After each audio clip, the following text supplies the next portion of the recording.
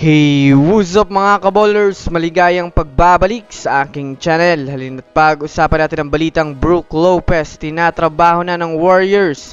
At ang balitang bagong big man ng Lakers, kilalanin. Tara na't pag-usapan natin yan dito sa Basketball Hotshots.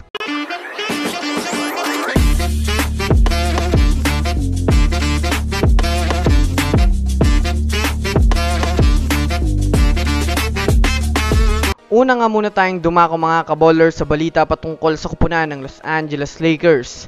Alam naman nga po natin mga kaballers na isa ang Lakers ngayon sa mga team na desperadong makakuha ng mga panibagong player na maaari nilang gamitin sa susunod na season para magpa-improve ng kanilang lineup. Sa katunayan nga po mga kaballers, malaki rin nga po ang interest ng Lakers na makakuha ngayon ng panibagong big man upang mapalakas ang kanilang front court at makatulong na rin mga kaballers kay Anthony Davis. Isa na nga po ngayon mga kaballers sa itinatarget ng Lakers ngayon ay ang pagkuha sa big man ng Atlanta Hawks na si Clint Capela. Alam naman nga po natin mga kaballers na desidido na nga po ang Hawks ipamigay si Clint Capela para sa kanilang pagre-rebuild ng kanilang kupunan. Kaya sa mga Lakers fans dyan, ano sa tingin nyo mga kaballers?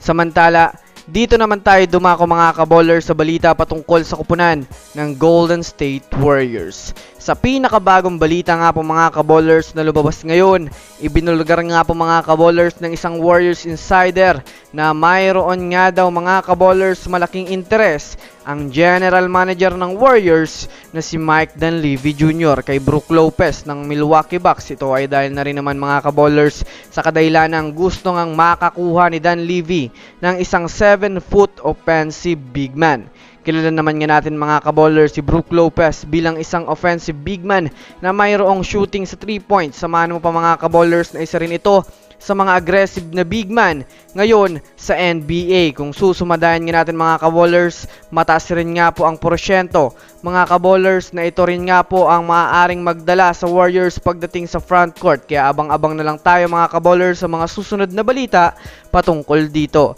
So that's it for today's video mga kaballers. Yan lang ang ating pag-uusapan sa ngayon. Pindutin ang subscribe and hit nyo na rin ang notification bell para sa mga susunod na updates sa mundo ng basketball. Again, this is Basketball Hotshots. Thanks for watching.